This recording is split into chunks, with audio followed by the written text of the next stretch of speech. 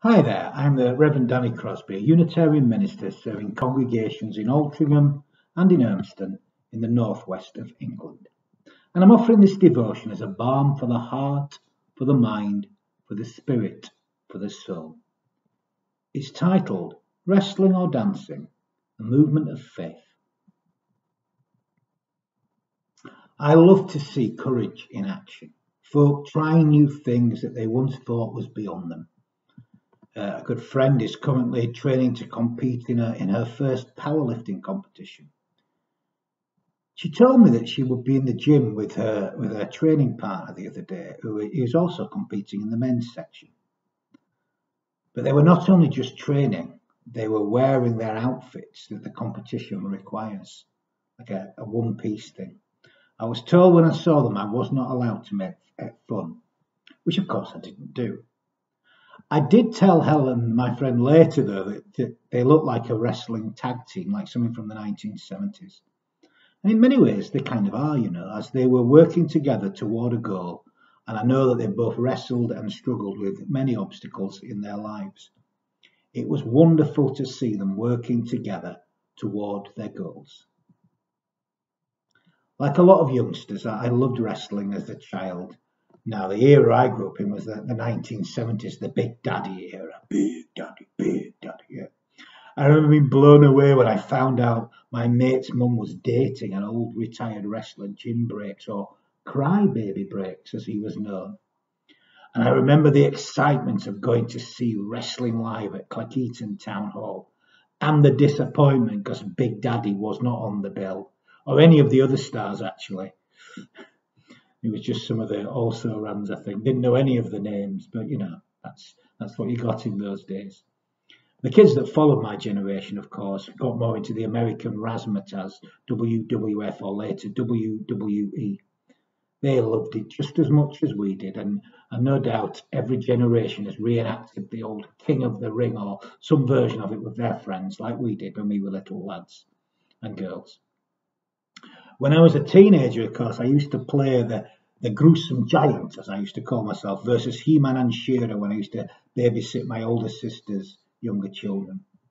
This basically involved them beating me up for an hour and a half while their mum was out doing whatever she was doing. And it's funny, whenever we meet at family gatherings, they're both adults with children of their own now. They always remind me how much fun it was when I babysat for them, more than when it was any of the other siblings about me. We had a lot of fun. Now, of course, this kind of wrestling that we loved was just staged nonsense. It's just entertainment, really. That said, there are so many metaphors for life found within it, I think. And the one I've been thinking of is actually the scoring system in wrestling, either a knockout or two falls and submissions. It speaks powerfully to me about the nature of human life, this really. How so often we wrestle with things, or we wrestle with other people, or we wrestle with one another, we wrestle with life, we wrestle with ourselves, sometimes we fall, sometimes we even submit, but rarely do we ever really finally surrender and accept things in life. It seems very difficult for we humans. I know how much I struggle with things at times, and I know I'm not alone. I think it's the nature of human life, really. In life, to finally come to a place of acceptance about anything, really, can take quite some time. Even if it's just accepting ourselves, which can be the hardest thing, I think. We wrestle with so many things in life. As John Deere wrote in Living Peace, this process of making peace within ourselves can be one of the most difficult challenges we face. Each one of us wrestles with our own demons. The daily challenge is to befriend those demons, embrace our true selves, make friends with ourselves, disarm our own hearts, and accept in peace who we are. The deeper we go into our true identities, the more we will realize that each one of us is a unique yet beloved child of the God of peace. In that truth, we find the strength to live in peace. Sometimes this can take a long, perhaps a lifetime really, to truly accept ourselves and to accept one another. Pretty much everyone is struggling to come to terms with something that's all the time really in our lives. We're not always aware of it, but we are. It seems that once acceptance comes in one area, some new struggle always comes to the surface. Well, that's the way I've found it. I have also learned, though, that there is nothing that brings us closer together as humans than to bear witness to the struggles of another, to each other's struggles, really. And I see real love when we bear witness. This is the love of human struggle, a love that unites every single one of us in our common humanity. This is the thing that unites everyone, I think. This is love in the true spiritual sense, I suspect. Now, there are some people that say that this kind of struggle is a lack of faith, and I don't agree at all. In many ways, I think the struggle is the most faithful thing that we ever do.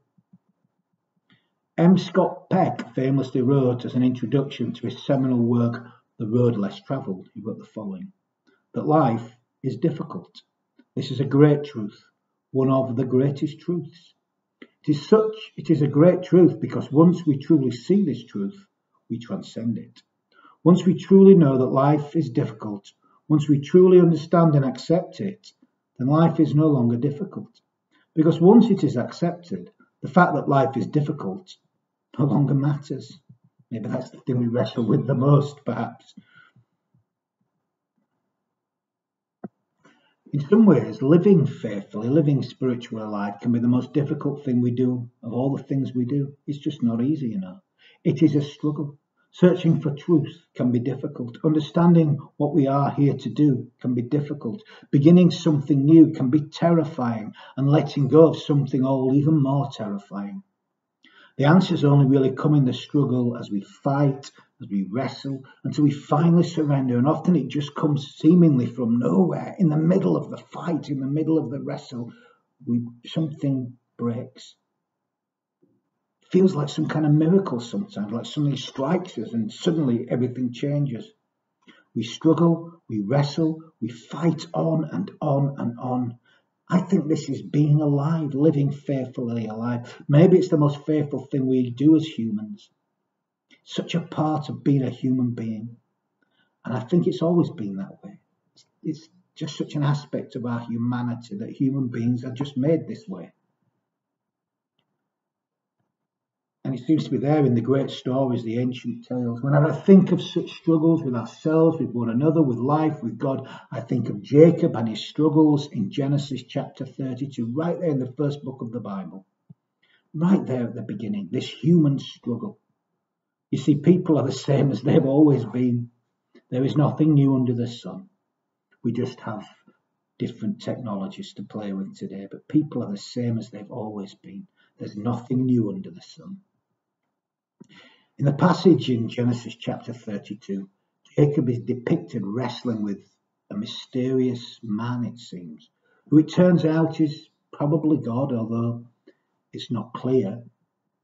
Some say it's an angel, others say it's a reflection of Jacob himself. As he wrestles with this being, though, he is grievously hurt, but he still fights on. As the night ends and the dawn breaks, the being tries to leave, but Jacob holds on and demands that it blesses him as the price for ending the struggle. The being relents and blesses Jacob by giving him a new name, Israel, meaning one who struggles with God. Israel, one who struggles with God. Or as I once heard a friend say actually about it, one with whom God struggles. Don't we all wrestle and struggle with ourselves, with others, with life, with God? Or perhaps, maybe, it's others, life, God, who struggles with us. Maybe we're the ones being wrestled. Who knows? You decide. So many times I've struggled to just experience what was on offer to me. So many times I've resisted life for fear of trying something new, and I don't think I'm alone. In fact, I know I'm not alone. What about you? Do you struggle too? I bet you do. Have a think about that. I know there is nothing more beautiful or connecting than to see us wrestling with something and to finally, after so much struggle, come to that place of acceptance when we stop wrestling and struggling with life and we begin to dance. Not so much wrestle, but dance, the dance of life. The dance is the hope that is born from the seeming despair that begins when we stop wrestling, when we surrender, if you like, when we allow ourselves to be blessed. The blessing is the hope born again in the despair. The blessing is the hope, the dance that comes from the despair when we stop wrestling. As Joan Chittister wrote in Scarred by Struggles, Transformed by Hope. But if struggle is the process of evolution from spiritual emptiness to spiritual wisdom, hope is the process as well. Hope, the response of the spiritual person to struggle, takes us from the risk of inner stagnation, of emotional despair, to a total transformation of life. Every stage of the process of struggle is a call to move from spiritual torpor to spiritual vitality. It is an invitation to live at an antipodal depth of soul, a higher level of meaning than the ordinary, the commonplace generally inspires. The spirituality of struggle gives birth to the spirituality of hope. It continues. The spiritual task of life is to feed the hope that comes out of despair. Hope is not something to be found outside of us. It lies in the spiritual life that we cultivate within us. The whole purpose of wrestling with God is to be transformed into the self we were meant to become, to step out of the confines of our false securities and to allow our creating God to go on creating in us.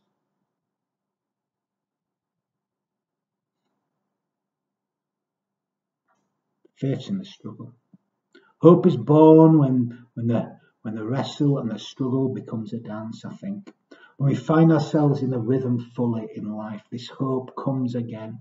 In the dance, when we find ourselves expressing who we are in life, not ashamed or frightened to be who we are in life, we can dance alone or we can dance with others, joining the cosmic dance of life. I was thinking of those wrestling tag teams, how they soon become dance partners. Probably isn't that different really to Strictly Come Dancing when you see the movement, the way they move together. Or not that different to other forms of human expression. This is the true dance of our whole lives, really. It involves body, mind, spirit, soul. The dance of life is our whole being, really, not just a physical thing. It's everything, it's every aspect of us, even the bits we don't really like. It can feel like sometimes we're wrestling alone, like Jacob in Genesis, but we're not wrestling alone. For our wrestling and or our dancing takes place in the vast web of all life. We're not solitary, separate beings, but part of the greater web of existence. We are not alone in this life. We are part of the greater unfolding of life. Or sometimes it feels like we're not. Maybe that's the greatest wrestle, the greatest struggle. Life is forever changing. We are all of us struggling, wrestling with something, even if it's just with ourselves. I think the mistake is to see that this is some kind of battle, and the battle that we must do alone. For we are not alone. Perhaps if we saw this instead as some part of the dance of life, we may not feel such resistance to it or fear of the wrestling, really, the dancing. Perhaps by joining together as part of the dance of life, we would see the love that is in this dance. There's something that we all do, something that we all partake in, the real connecting love of life that connects all of us together. Perhaps this is the one thing that truly unites us all. The wrestle, the dance, is true faith. It's true faith in physical being, in physical action. Actually, it may be the most faithful thing that we ever do, you know. For in so doing, we play our part in creating this universal web of existence. We play our part fully in the universal process. And in so doing, we encourage others to come and join in the dance too. Come wrestle with me. So will you come and dance with me? Let it be a dance we do. May I have this dance with you through the good times and the bad times too. Let it be a dance. Let it be a dance. Let it be a dance we do. May I have this dance with you. Let it be a dance we do. So I'm going to bless, but we're not going to dislocate the hip, don't worry. I'm going to offer some final words of blessing. You know, we need to bless more. We can all bless, and we bless when we give ourselves wholeheartedly to life. So I'm going to end with some final words of blessing. Loving Spirit, be with us as we return to our lives. Bless each and every one of us. Bless those we love and bless those that we should love. Bless those who need our love and those whom we need to love. Bless those we would love if we knew them and those that we may never love. Bless all who love and help us to love when we find it hard to do so. And may we carry these blessings with us, these blessings of love. May we carry them with us, and may we do so in all that we feel, in all that we think, in all that we say, in all that we do. Go in love, go in peace. Amen.